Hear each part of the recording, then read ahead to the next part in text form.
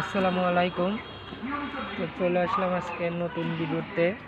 আজকের ভিডিওটা হচ্ছে যে দেখেন কিভাবে হচ্ছে দেশি মুরগিগুলা ঘাস খাচ্ছে। তো ভিডিওটা করার মূল উদ্দেশ্য, আমরা অনেকে শুধু খাবার দেই, এতে করে আমাদের অনেক টাকা খরচ হয়। তো যারা আমরা মুরগি পালন করি তারা চাইলে খাবারের পাশাপাশি এই ঘাস জাতীয় বা শাক যেগুলো আছে এগুলো দিলে এরা পুষ্টিও পাবে, আবার খাবারটাও সেভ হবে। দেখেন যেগুলো খায় ওরা, আমি দিয়ে রাখি। তো আমরা যারা মুরগি পালন করি তারা অবশ্যই এই বিষয়গুলো খেয়াল রাখতে পারেন। কারণ দেখেন মুরগি যেহেতু আমরা আবদ্ধভাবে যারা আমরা পালন করি তাদের খাবার খরচটা একটু বেশি লাগে, কারণ উন্মুক্তভাবে পুষলে ওরা নিজের খাবার নিজেরাই যে সংরক্ষণ করতে পারে, কিন্তু এখানে তো সেরকম ব্যবস্থা নেই। জন্য আমাদের খাবার খরচটা বিষয় আছে, পাশাপাশি ওদের পুষ্টির যে বিষয় এটাও খেয়াল রাখতে হবে। কারণ উন্মুক্তভাবে পুষলে দেখা যায় ওরা মাঠ থেকে ঘাস পোকামাকড় এগুলো খায়, তো এখানে তো সেরকম ব্যবস্থা নেই। এর জন্য যারা আবদ্ধভাবে মুরগি পালন করেন অবশ্যই এরকমভাবে মাঝে মাঝে ঘাস জাতীয় যে খাবারগুলো আছে এগুলো দিতে পারেন। এতে খাবারের পাশাপাশি প্রোটিনটাও ঠিক থাকবে।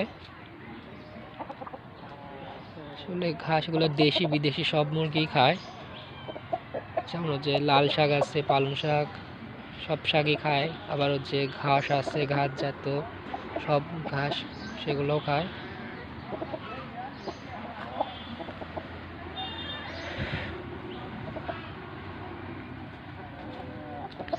দেখেন ঘাস টুকরায় টুকরাই খাচ্ছে,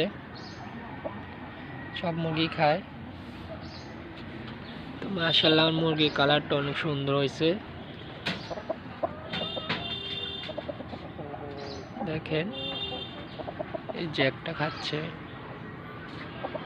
দেখেন কালারটাও মাশাআল্লাহ আলহামদুলিল্লাহ অনেক সুন্দর হয়েছে। দেখেন এতে দেখতেও মাশাআল্লাহ অনেক সুন্দর। তো যারা এরকম আবদ্ধভাবে পোষেন অবশ্যই বিষয়গুলো খেয়াল রাখবেন। এই শাক জাতীয় খাবারটাও দিতে পারেন, দিলে ওদের পুষ্টিও ভালো থাকবে, আবার আপনার খাবারটাও সেভ হবে। তো আশা করি বিষয়টা বুঝতে পারছেন।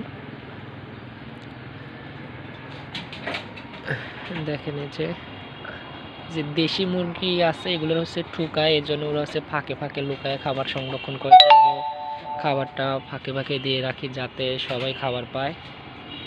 আমার দেশি মুরগিগুলো হচ্ছে ডিম দিচ্ছে সবগুলাই, তো অনেকগুলোই ডিম পারছে, টোটাল 25টার মতন ডিম দিচ্ছে। তো আমি মুরগি দিয়ে হচ্ছে বাচ্চা ফোটাবো, যেহেতু আমি এখনো মেশিনটা কিনি নাই।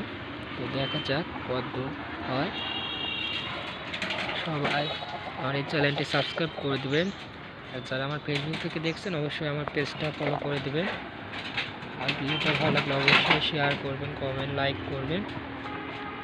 তো আজকে ভিডিওটা এই পর্যন্তই।